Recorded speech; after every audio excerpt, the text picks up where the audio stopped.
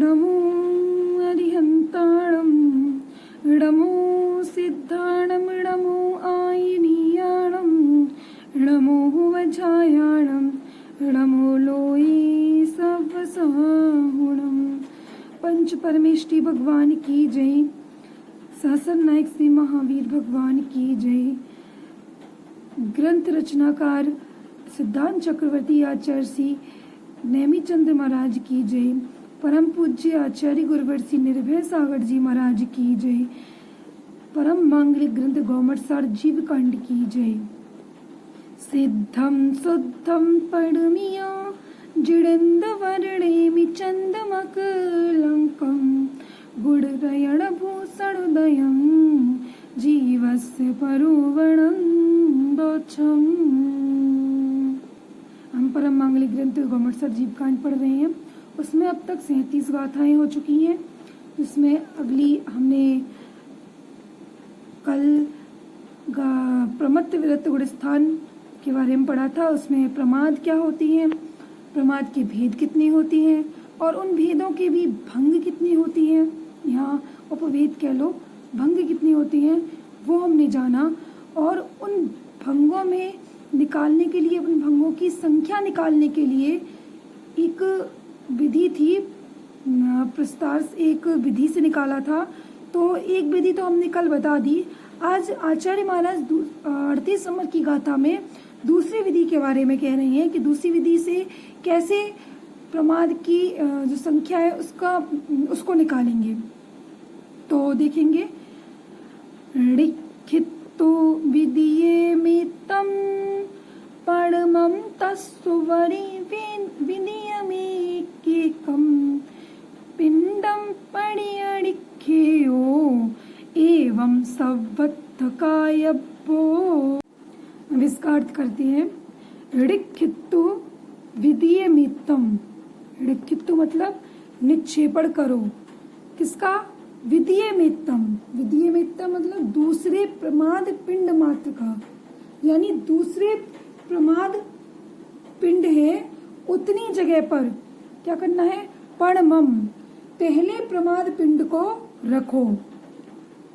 तस्सुवरी, तस्सुवरी उसके ऊपर द्वितीय के एक एक पिंड, विधिये में केकम, द्वितीय के एक एक पिंड, पिंडे पिंड पड़ी ऋखिक्खो, एक एक पिंड क्या करना है? के प्रति निक्षेपण करो, ऋखिक्खो निक्षेपण करो। और ऐसा क्या करना है? सवत्थ कायब्बो, एवं माने और सवत्थम, सवत्थ कायब्बो सर्वत्र करने लायक है।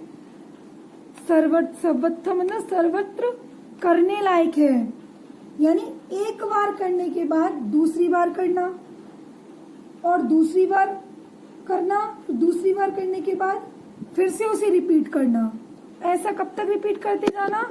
जब तक कि पूरे भंग ना हो जाए, जब तक कि पूरे के पूरे जितने भंग निकाले हैं उतने भंग ना निकल आए, खत्म ना हो जाए, तब तक उसको रिपीट करते रहना। ठीक है, इसके अर्थ को पढ़ लेते हैं फिर से। दूसरे प्रमाद का जितना प्रमाण है उतनी जगह पर प्रथम प्रमाण के पिंड को रखो, रखकर उसके ऊपर एक एक पिंड के प्रति आगे के प्रमाद में से एक एक का निक्षेपण करना और आगे भी सर्वत्र इसी प्रकार करना।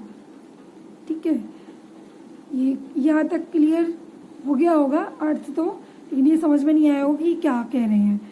तो अपन इसके बाद आगे देखते हैं स्लाइड। तो द्वितीय प्रस्तार, प्रस्तार यानी प्रस्तार कहती है प्रमाद की संख्या निकालने। कैसे निकालेंगे? संख्या को निकालने को क्या कहते हैं? प्रस्तार। दूसरा तरीका है संख्या निकालने का। तो ये तो पहला स्टेप क्या है? द्वितीय प्रमाद पिंड के प्रमाण बार प्रथम प्रमाद पिंड को रखो। क्या कहा? द्वितीय प्रमाद पिंड के प्रमाण बार प्रथम प्रमाद पिंड को रखो, समझना। द्वितीय प्रमाद पिंड कौन सा है अपना? द्वितीय प्रमाद पिंड, पहला प्रमाद पिंड कौन सा है? विकथा, दूसरा कसाय, है ना। द्वितीय प्रमाद पिंड क्या हुआ? कसाय। अब उसका प्रमाण कितना है? कितने मतलब कितना है उसका भेद? 4 कसाय होती हैं, तो 4 प्रमाण हुआ। उतनी बार, ठीक है, प्रमाण बार मतलब 4 बार प्रथम प्रमाद पिंड को रखो। अब प्रथम प्रमाद कौन सा है? विकथा। क्लियर हुआ? तो विकथा को लिया हमने, विकथा लिखी है। कितनी बार लिखेंगे विकथा को? 4 बार लिखना होगा। 4 बार फैला दो, 4 4 4 4, ठीक है। कसाय कितनी है? मतलब प्रमाद पिंड, कसाय प्रमाद पिंड कितना है? 4। तो 4 बार विकथा को फैला दो, चारों विकथा को 4 4 बार फैला दो, ठीक है। तो 4 बार हमने फैला दी। अब दूसरा स्टेप कि एक पिंड के ऊपर, गाथा में देख लेना आप, गाथा में भी ऐसे लिखा है, एक पिंड के ऊपर द्वितीय प्रमाद पिंड के, एक पिंड के ऊपर, कौन से पिंड के ऊपर? इसके द्वितीय प्रमाद पिंड के एक भेद को रखो, ठीक है। तो द्वितीय प्रमाद पिंड कौन सा? कसाय। उसके भेद कितने हैं? 4। कौन कौन से? क्रोध, मान, माया, लोभ। तो जो भेद है, क्रोध है, मान है, माया है, लोभ है, इनको रखो किसके ऊपर? एक पिंड के ऊपर। कौन से पिंड के ऊपर? ये जो प्रथम प्रमाद का पिंड जो हमने बनाया था, इसके ऊपर रखो। तो कसाय और विकथा, ठीक है। तो विकथा के ऊपर क्रोध को रख दिया, ठीक है, और फिर इसके ऊपर मान को रख दिया, इसको माया को, इसको लोभ को रख दिया, ठीक है ना। तो टोटल जोड़ कितना आ जाएगा इसका? 16 आ जाएगा। कैसे 16 आ जाएगा? समझ में आ गया ना? 16 देखो, 4 विकथा हो गई, है ना, 4 ही कसाय हो गई, ठीक है। तो कितना हो गया ये? 8। 4 विकथा, ठीक है। अब 4 विकथा को क्रोध से जोड़ेंगे, 4 विकथा को मान से जोड़ेंगे, 4 विकथा को माया से जोड़ेंगे, 4 विकथा को लोभ से जोड़ेंगे। तो कितना आ जाएगा? टोटल 16 आ जाएगा, ठीक है। तो आप लोगों को लग रहा है ऐसे ही तो पहले होता था, लेकिन इसमें और पहले प्रस्ताव में उसमें अंतर है। उसमें क्या होता था कि उसमें स्त्री कथा, भक्त कथा, है ना, और अवनी कथा, चोर कथा, इनको भी खेला जाता था। और द्वितीय प्रस्ताव, जो द्वितीय प्रमाद पिंड था, उसको जो है उसके ऊपर रखा जाता था, उसको कांस्टेंट रखा जाता था, उसको बिखेरा नहीं जाता था। लेकिन यहाँ क्या हो रहा है? यहाँ पर द्वितीय प्रमाद पिंड को बिखेरा जा रहा है ना।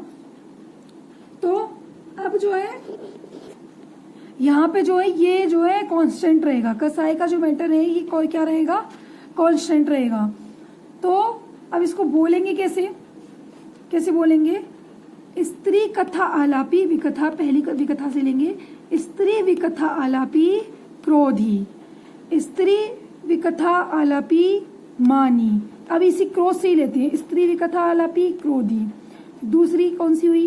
भक्त कथा आलापी क्रोधी, और राज कथा आलापी क्रोधी, अवनी कथा आलापी क्रोधी। अब ऐसे ही स्त्री कथा आलापी मानी, स्त्री कथा, जो भक्त कथा आलापी मानी, चोर, राष्ट्र कथा आलापी मानी, चोर कथा आलापी मानी। इस तरह से अपन इसको लेंगे तो इस तरह से इसको बोला जाएगा। तो अब क्या करेंगे कि यह जो 16 आया है, क्या 16 जो आया है, इससे प्रथम प्रमाद पिंड समझना। क्या समझना?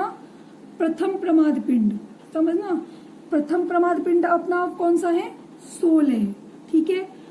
और इंद्री को द्वितीय प्रमाद पिंड समझना। अपन वही रिपीट करते जाएंगे। इसी के जो पहला स्टेप, द्वितीय स्टेप है ना, इसी को बार बार रिपीट करते जाएंगे जब तक अपने 80 भंग नहीं हो जाएंगे तब तक। तो अब क्या करना है? 16 जो आया ये अपना क्या बन गया? प्रथम प्रमाद पिंड। और ये द्वितीय इंद्री क्या बन गया? द्वितीय प्रमाद पिंड। तो अब क्या करेंगे? अब अगले स्टेप में अपन क्या करेंगे? पुनः द्वितीय प्रमाद पिंड प्रमाण बार प्रथम प्रमाद पिंड को रखो। तो अभी कौन सा था? द्वितीय प्रमाद पिंड कौन सा है अपना? इंद्रिय, है ना। कसाय के बाद इंद्रिय आएगा, तो इंद्रिय हुआ द्वितीय प्रमाद पिंड। प्रथम प्रमाद पिंड क्या हुआ? 16, क्योंकि हमने इन दोनों का निकाल लिया है। ये दोनों विकथा और कसाय मिलकर क्या हो गया? एक मान लिया।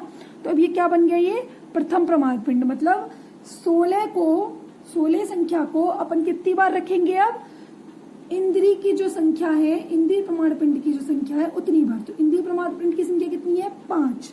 ठीक है, तो अब 16 को 5 बार रखेंगे। कितनी बार? 5 बार, है ना। अब फिर क्या करेंगे? इसके ऊपर द्वितीय प्रमाद पिंड के एक एक भेद को रखो। ठीक है, तो इसके ऊपर, इन सबके ऊपर एक एक प्रमाद के पिंड रखेंगे। द्वितीय प्रमाद पिंड के एक एक भेद को रखेंगे। मतलब द्वितीय प्रमाद पिंड के एक एक भेद कौन कौन से? स्पर्शन, रसना, घ्राण, चक्षु, कर्ण, इन सबको एक एक करके इन पर रखेंगे। तो अब क्या किया कि 16 के ऊपर, इसके ऊपर क्या रख दिया हमने? स्पर्शन इंद्रिय को, इसके ऊपर रसना इंद्रिय, इसको घ्राण इंद्रिय, इसको चक्षु इंद्रिय, इसको कर्ण इंद्रिय रख दिया। तो क्या हो गया? अब ये हो गया 5 बार, है ना। 16 का 5 बार। तो अब इनको जोड़ने पर कितना निकलेगा? 80 निकलेगा। कैसे? 16 जो अपने जो भंग बने थे, 16 बार जो कथा और विकथा और कसाय को मिलाकर जो बने थे, उसको अब स्पर्श इंद्री से जोड़ो 16, फिर रसना इंद्री से जोड़ो, फिर घ्राण इंद्री से जोड़ो, फिर चक्षु इंद्री से जोड़ो, फिर कर्ण इंद्री से जोड़ो। तो अपन करेंगे, इसका जोड़ निकालेंगे तो कितना निकल आएगा? 80 निकल आएगा। तो अब इसको बोलेंगे कैसे?